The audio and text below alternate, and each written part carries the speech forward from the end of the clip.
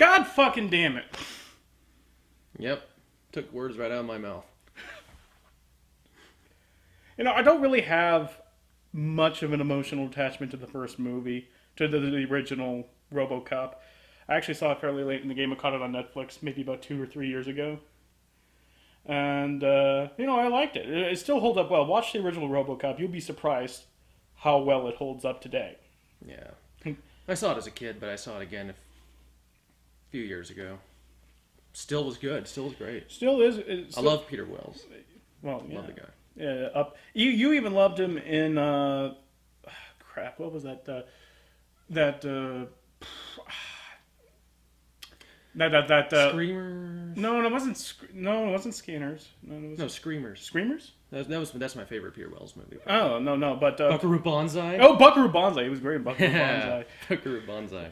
But there was no such awesomeness. I'm going to completely forget. Oh no, Naked Lunch. Naked Lunch. Oh yeah, Naked Lunch. Yeah, I loved him in Naked Lunch too. Really? Look at. I mean, not as much as Screamers or RoboCop or Buckaroo Banzai, but I mean. I know, but come on. I mean, Naked Lunch was, as much as Peter Wells was in that movie, that was, crap.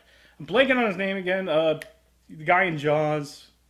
No, I know you. Yeah. That was his movie. Benway! Yeah, you know, other people got, you know, they got Benedict Cumberbatch or Doctor Who, whatever. Who's ever Doctor Who that they're into. My fan moment is Peter Wells. That's my that's your go-to. That's my go-to fangirl moment. He's your spirit animal. Yeah, that's Peter Wells is my totem spirit animal.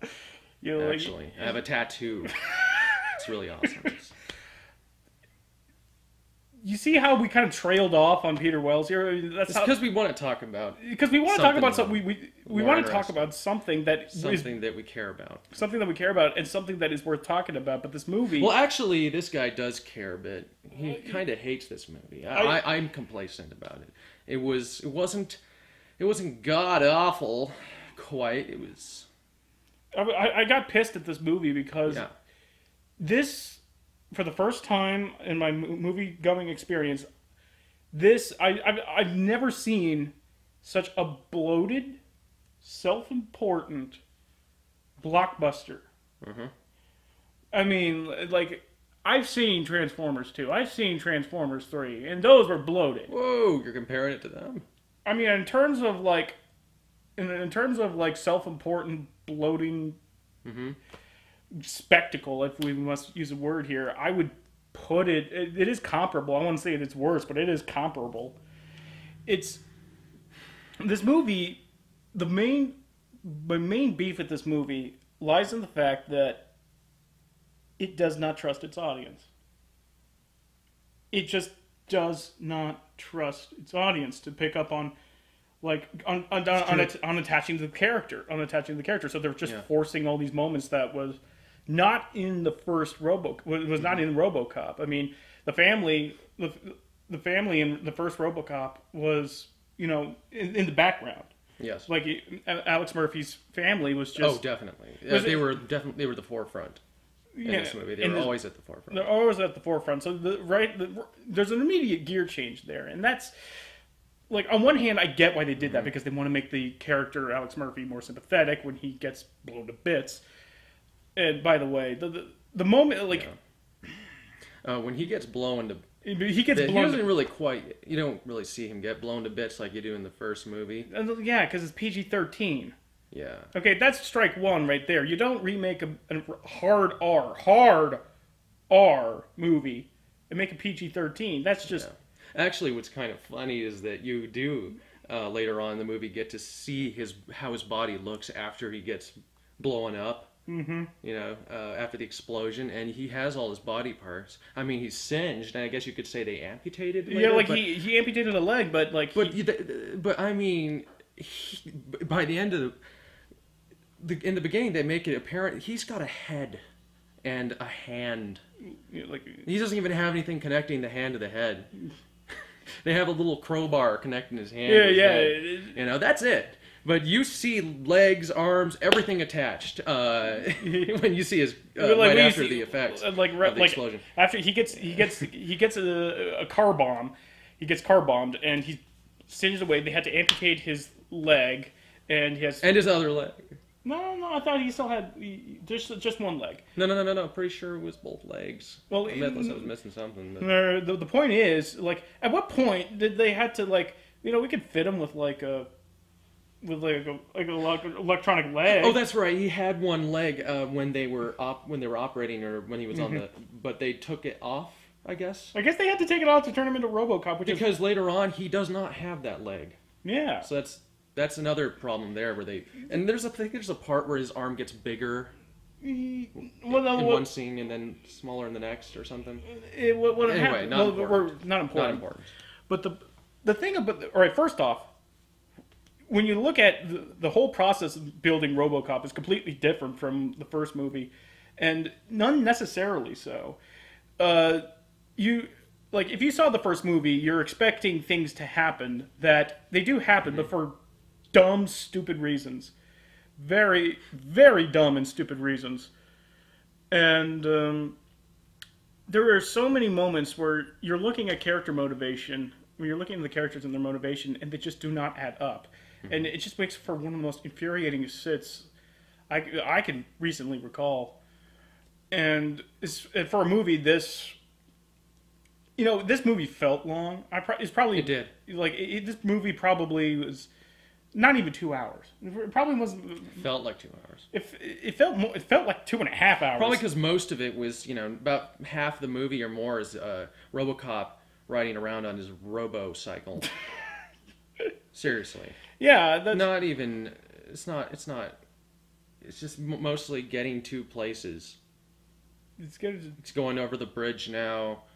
Now he's going. He's going down through the going through the rivers. He's just. Well, yeah, getting scenic routes or whatever. RoboCop is cleaning up the streets of Detroit, but he's going to take the scenic route as he does. Yeah. But this is just such a frustrating, infuriating movie.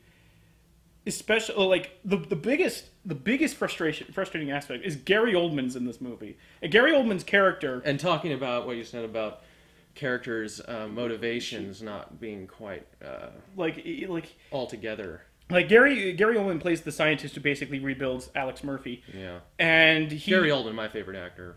So I was like, oh, Gary Oldman. Gary Oldman. But here's the question. Here's the question, though. Are we going to get the Gary Oldman that we saw in True Romance, or are we going to get the Gary Oldman, like I say, in the Batman trilogy, the subdued kind of? And we got the Batman trilogy Gary Oldman, but the problem is that his character is supposed to be a good guy who compromises. But the thing about that is that he does all these villainous things to Alex Murphy, and yet we're supposed to be sympathetic to him when he finally does right in the end. He not only under orders of by the way, Michael Keaton is in this movie too. Just by the way. By the way, Michael Keaton, and he's basically I didn't even recognize him at first because it's been so long since I've seen him in a movie, but he was there and it was. Speaking of Batman, right? Speaking of which, yeah, but Michael Keaton plays Omnicorp's head. He plays Omnicorp president basically like Steve Jobs. He is like the Steve Jobs. That's pretty accurate. Yeah, he's got these turtleneck sweaters on. He's in jeans, and he's kind of yeah. He's like if Tony Stark was lame. Yeah, really. But there's he's Omnicorp's president, and he hires Gary Oldman to build him a RoboCop because in the first movie it was just that. Crime was so rampant that they needed to subdue it. So they had two options: 209, which has problems, or we go for RoboCop. And hey, Alex Murphy has just been blown to bits by the dad from that '70s show. Why don't we just excellent officer? Let's turn him into RoboCop. Yeah. But here it's not. First off, there is no clear indication that this was like the crime was really street ridden, because all the shots of Detroit are like the most picturesque parts of Detroit that there's left. So like there's this press to say like, oh, we need to put our like robotic drones and our like Ed 209 bots. By the way, the Ed 209 in this movie is fucking lame. I mean, he was always lame, and that was sort of the joke of the first movie. But like, the Ed 209 shows up for a few shots in the beginning, and then all the way at the final ending scene, no Ed 209 whatsoever. There's no build up. That pissed me off. There was no build up to the Ed 209. The Ed 209 was just right fucking there. And then finally, they're the main threat at the end. Main threat. Well, they introduced them in the beginning in what was it called? They wanted to call it. It's a Middle Eastern country, Tehranistan. Tehranistan, like not Afghanistani. Yeah. Or Tarakis. I don't know. But that actually, now that you mentioned that also pissed me off. The beginning scene pissed me off too, because there was the scene involved suicide bombers trying to blow up the Ed 209s, and they wanted to have their deaths caught on camera, I guess, to say like, hey, I don't know why they were doing it. Actually, you never learn anything about what's happening outside the world, outside of Detroit. Well, other than Arrakis. It's full of terrorists, apparently. And of course, Samuel L. Jackson spins the war footage. Oh God, Samuel L. Jackson in this movie. Sam Jackson appears for like a grand total of maybe 5-10 minutes, and he never leaves the stage. But he is easily the best part of this movie, because he's the best part of the movie, the most entertaining part of the movie for sure. A believable character. Well, it's like didn't care though. You didn't care. Didn't care at all. You didn't care that he was.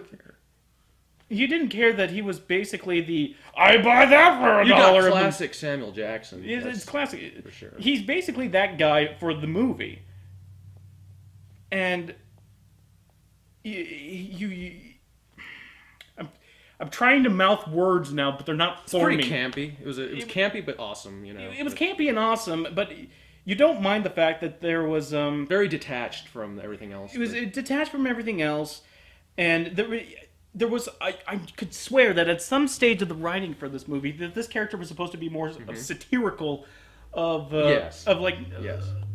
Fox News and like the spin, of all that, but it just didn't happen. Like it didn't survive the rewriting process. Yeah. This script is such a Frankenstein monster.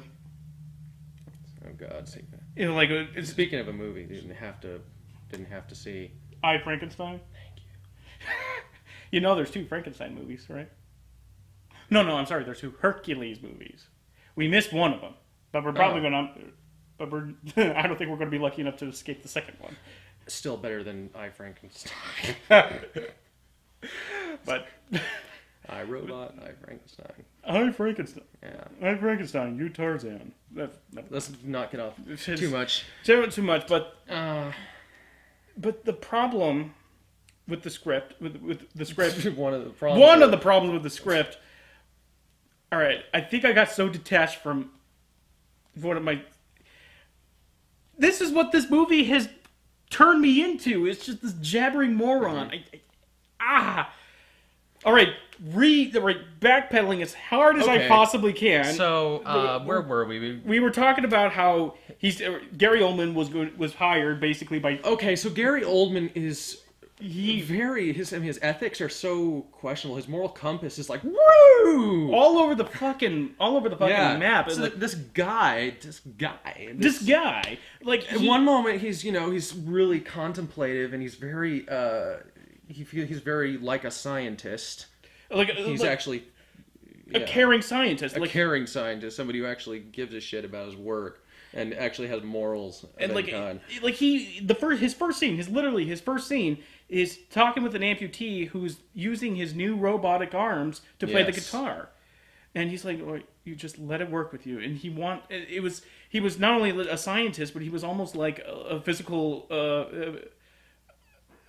conditioner, or what was the like a therapist, physical therapist. Physical therapist. Yes, he was a physical therapist. Most touching moment of the movie, by the way. Yeah, but a moment's a moment, right? So you get this notion like, okay, yeah, he's a nice guy, and then all of a sudden, Michael Keaton gives him a ring and saying, hey, we want you to work on this Robocop thing. And of course, foreshadowing there with he's playing the guitar and he's doing pretty good, and his wife's crying. Oh, it's so beautiful. He's doing this, and then starts to jam up on the strings, and it's like, oh, you don't get too emotional now. Don't get too emotional. It's like, well, I mean, I have to be emotional to play. What's the point of doing it if you're not getting emotional? But foreshadowing there, it's like there's no way that there's going to be problems with emotion. God. It's pretty heavy-handed. Yeah, very, very heavy-handed. Yeah. You should be ashamed of that.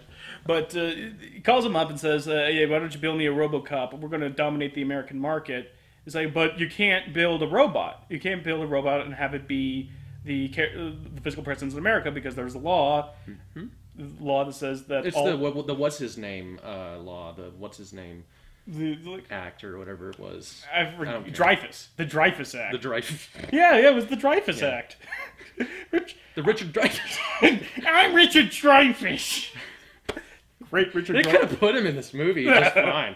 He'd fit right in. I gotta hand it to myself. That was a pretty accurate Richard Dreyfus impression. Yeah. I'm Richard Dreyfus. This is totally how we talk. Uncanny.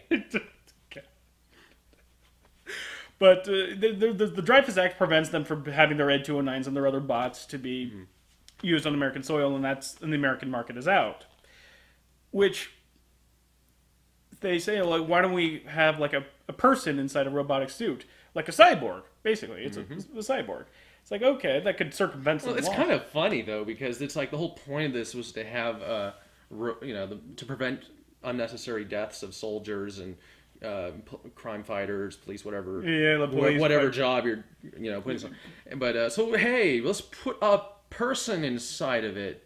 A person. Wait, what are we doing this for again? Yeah. What was the whole point of this? So that brings the point. Well, their hope was that this was like their foothold into this. Like this, and then eventually the mech things, which were a lot bigger in this movie. Eventually, Ed 209 before the Ed 209. How do those big things like get into spaces to prevent crime from happening? Like if it's in a building, or how do they get in there? How did they get into that building anyway? I have a feeling that they Kool-Aid Manned it. Yeah. Oh yeah. Ed 209. Can you imagine, just a drug transaction or just a purse snatching? You get this big ass fucking 15-foot mech. Like, halt, or I'll puncture you like Swiss cheese. I will put a crater in the earth where you once stood. But anyway, where were we? So he hires him to build him the Robocop, but the problem is that he's like, well, I already told you I won't build you any weapons. It's like, well, you could, if you succeed in this program, you'd save a lot of lives. So he does it, but then he starts doing these horrible, horrible things to Alex. Yes, most notably, well, you can go ahead and explain that. It's the whole brain programming. Brain programming. Yeah. So basically, during the initial trials of Robocop, they're saying like, he's too slow compared to the AI. It's like, well, yeah, because he has to make decisions. Yeah. Human decisions. And it's like, well, you got to make it faster, so why don't you take away his will during combat? So he basically did an operation where he welded, so he scienced his way into his little brain. Chips in his brain. Speaking of which, how about what's his name, the actor who played Robocop? We'll get to him. Care about his.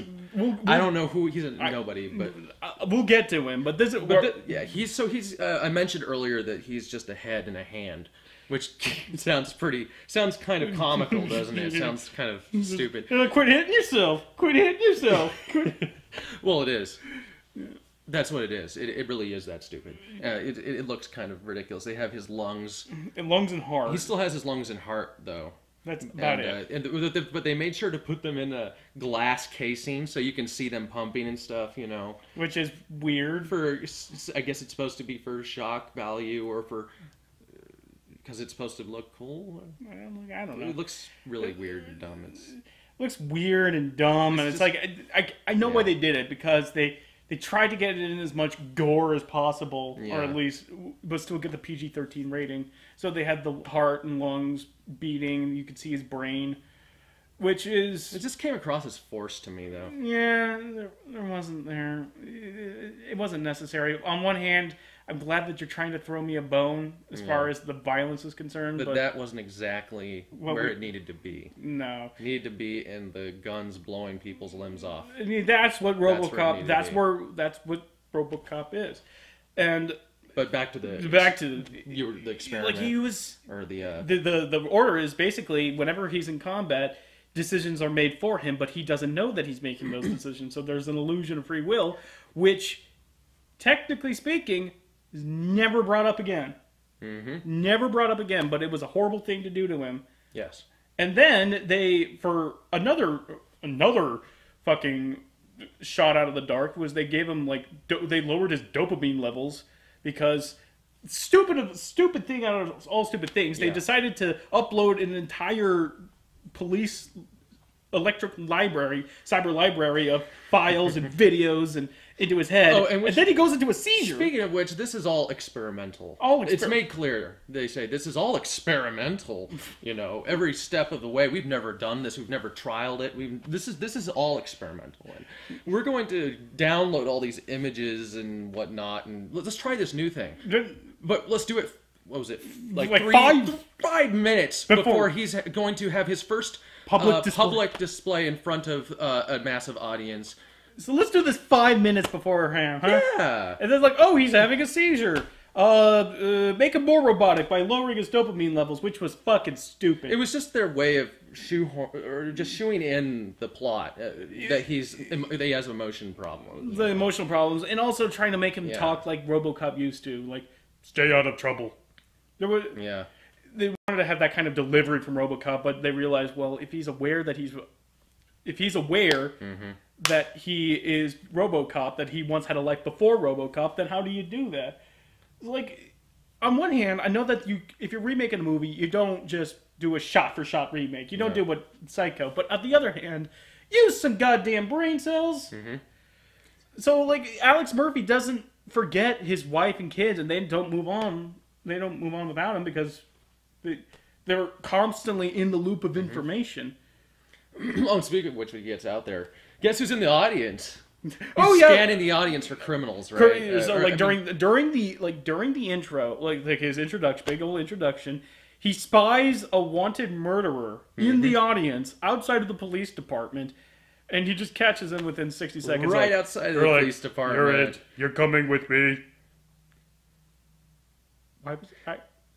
And not just any criminal. He wasn't like a purse snatcher or anything. No, he was a wanted... He was like a 5-account... rapist murderer. Yeah, rapist murderer is like... And you were, like, going in front of the... What are you doing out here when the greatest crime-fighting... Robocop... when Robocop is going to be making it a public announcement. But, like, public introduction. You're going to... Oh, I gotta see that shit. I hope you don't see me. Ah, shit, this was a bad idea after all, wasn't it? The movie pulled a Mad Bull 34. That was a beat-for-beat plot point in Mad Bull 34. Wait, which point was that? It was... I should know this. What part was that? That was when the guy that we're trying to follow showed up at the cop's funeral for no reason whatsoever. Oh, yeah, right. And then, what was it? Samuel Jackson says... oh no, there was the other news reporters like, oh, the criminal apparently was deciding to hide in plain sight. He was hiding in plain sight. This whole time it was brilliant. But Robocop... The movie was just filled with those moments where you just...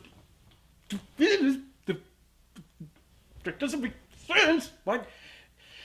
Like I said, he hates it. I just don't care anymore. Well, on one hand, I wish I could adopt that attitude, because usually when I need a movie that's this frustrating and this hateful, I just don't... I detach myself from it. I just like, you are a bad movie. You should have no sway over my life in one way or the other.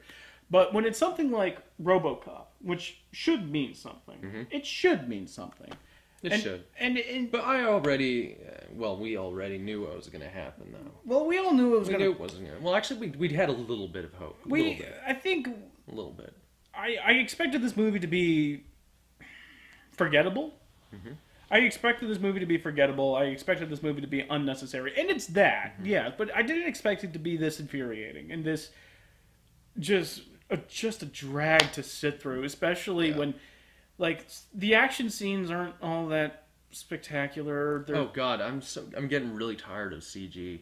I'm getting really tired of it. Where's all the awesome stuff? The old Robocop. They had props for that. They had animatronics and they had the prosthetics. They had it was visceral. It was really dirty and gritty. This one, I'm just so tired of these blurry CG action scenes where everything seems like it's on fast forward. You see a guy whipping around and jumping from thing to thing, and it's just, I'm so tired of it. It's like it's all just kind of hazy for me now when I go in a movie and see this. Yeah, it's... I'm just bored. Yeah, because when I was just bored. And that's literally the death knell. If you're an action movie and that happens, that's the death. That is the fucking death knell. Yeah.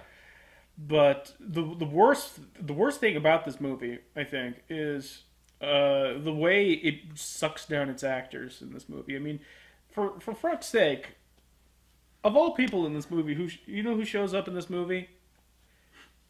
The Omar from The Wire is in this movie. He's in there for about like 10-15 minutes, but he's in there. I'm sure he had a great scene or two interacting with Alex Murphy, but that got cut. Jackie Earle Haley's in this movie too. He has a line or two. And actually, he says the line. He says, like, I wouldn't buy that for $1. He says, I wouldn't buy that for $1 after looking at Robocop's initial readings compared to, like, full-on robotic guards. And I'm thinking... Yeah, Rorschach's in this. Yeah, Rorschach's in this. And I'm thinking, you were better than this. Hell, you were better than this than in, like, that Friday the 13th remake that you were in. Yeah, I bet you forgot it. That. I bet you forgot that existed, didn't you? I never even saw it. I know it exists. Well, like, credit to Jackie Earle Haley when, like, even if he's in a bad movie, you wouldn't believe he knew it. He would know it or not. Because he puts his A game into everything. Mm-hmm. But...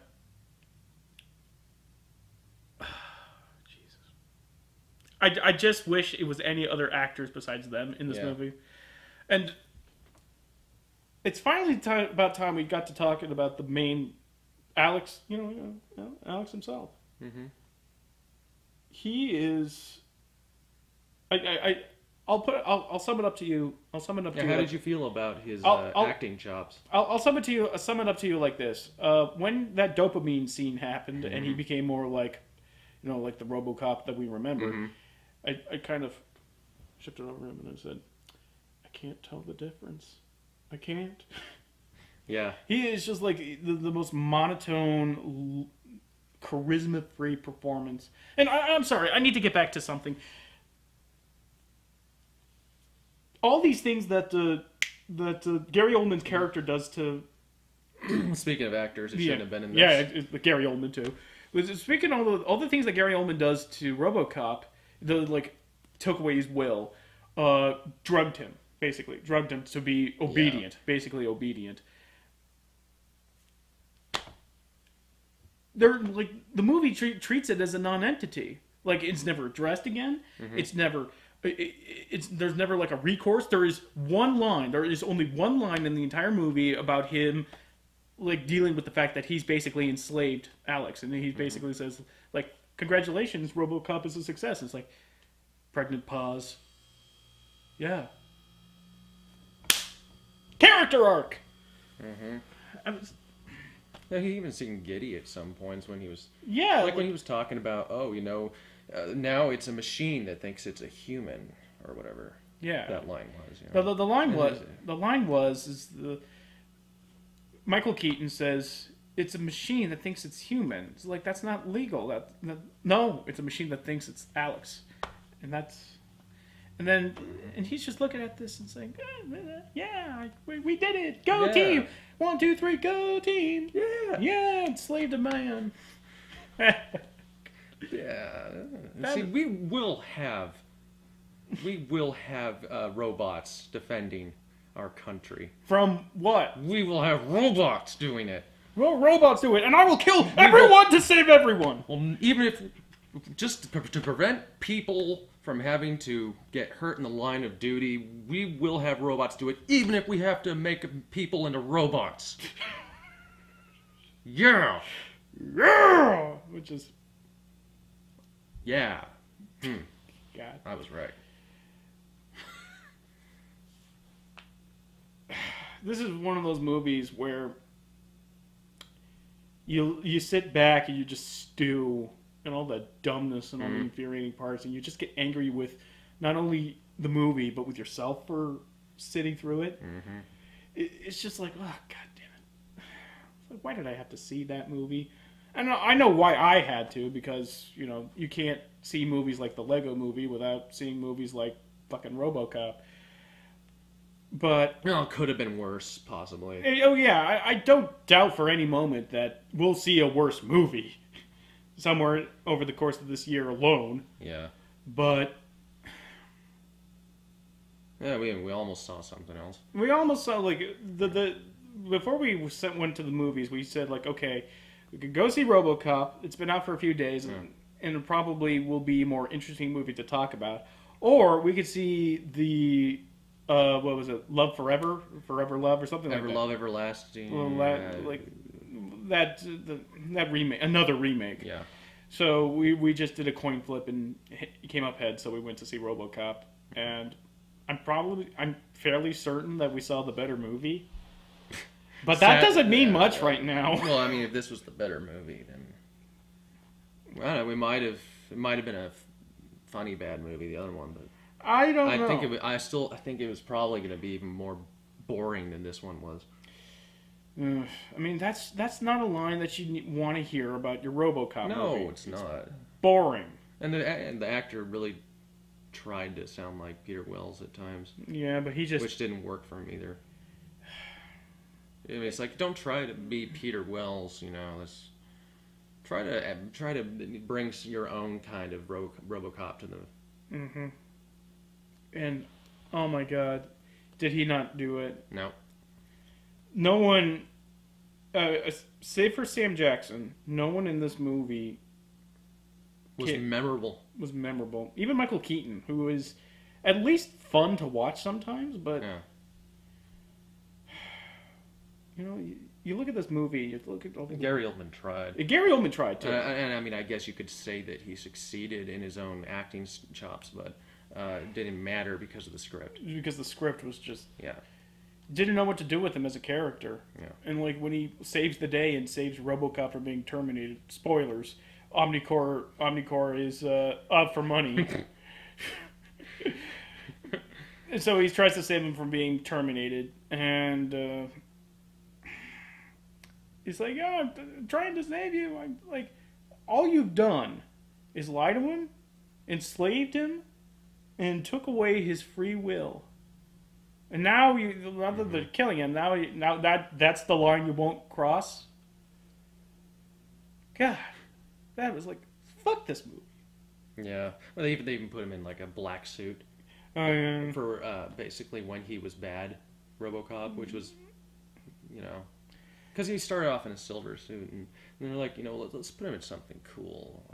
Well, it actually provides, that scene provides, when they were discussing what RoboCop should look like in civilian wear, they said a line that I think perfectly encapsulates this movie.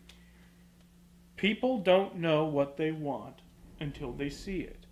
And that, while that can be true, that does speak volumes of the kind of arrogance that the people behind this movie have to think that, one, we would want to see a RoboCop remake, and two, that we want a RoboCop remake that's like this. I hate to spoil your mood, I hate to spoil your fun, but this was not what we wanted. this movie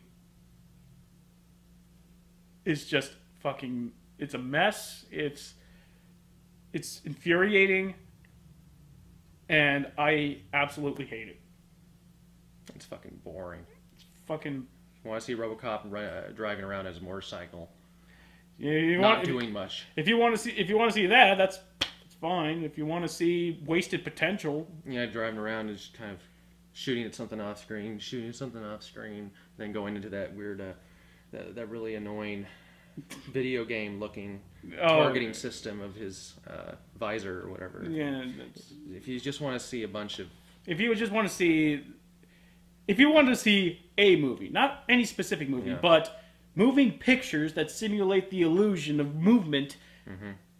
Yeah, you go see it. If you want to hate yourself, yeah, go see this movie. If you hate your humanity, go see this movie. If you hate kittens and rainbows, if you hate living, his words, go see this movie. Wasn't that bad, but you know, it was bad. It was right. It's been 2 hours since I've seen the movie. I'm allowed to be a little hyperbolic. That's fine. But, like, ask me about it next week. Even next week, I'll probably say, yeah, that was a shitty movie. After you've seen a worse film, you can... After I've seen a worse film, I'll probably put the things into perspective. But right now, even though we're only 3 films into this, Robocop is... That's true. That is true. Yeah. By comparison. But it is. Relatively, it is. That awkward moment was just boring and dumb. This is boring, dumb, and infuriating. You could make fun of that awkward moment to a certain extent. Yeah, but you couldn't really make fun of this that much, to be honest. It was just boring. And that lies the problem. Yeah, it's just it's a movie bereft of fun. It's a movie bereft of any kind of levity. Like the first RoboCop was like all these violent, memorably, awesomely violent scenes. Oh yeah. I mean, like a guy gets toxic waste dumped on him, and then he gets rammed in the car, and his body explodes like cream cheese in a microwave. But nothing like that happens, because then you'd have to rate it R, and then they're all at least have some of the humorous moments. And you never get the mech thing. What was the Ed 209? You never get the Ed 209 trying to freaking out, on the malfunctioning, stairs. And then murdering someone like right in the middle of when you least expect it. No. You don't get that scene where he blows the guy to bits, and you're like, oh shit. It's like they had to include the Ed 209 because RoboCop. Yeah. It's just one of those movies like saying like, well, we have to have it in here because RoboCop. And all the things that they added to because of that reason just sticks out, and it draws attention to itself, and it makes you realize, it pulls you out of the movie. It pulls you out of the movie, like those winking lines, like I wouldn't buy that for $1, or anytime the Ed 209 appears, all 10 minutes. If your only reason for putting something in your movie is because it was in the other movie, then you need to reassess your priorities. You need to reassess your priorities. I mean, that's not a good enough reason. It's just not. It really just because people saw it in the other movie, that's not a good enough reason. It's just not. I'm just tired of talking about it now. I just want this to end. Why did I decide to go see a new movie every week? But join us next week when hopefully something that isn't depressing happens to us. It's like, I'm not even getting credits for this. It's like film appreciation or something. Film. Well, they said that Aeschylus once wrote that the price of wisdom is experience. The price of suffering, the price of experience is suffering. So I guess on that note. And on that note, we're experienced motherfuckers, aren't we? Yep. Can't wait to see that new Haunted House movie.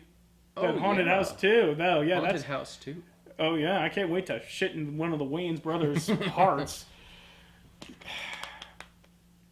I hate my life.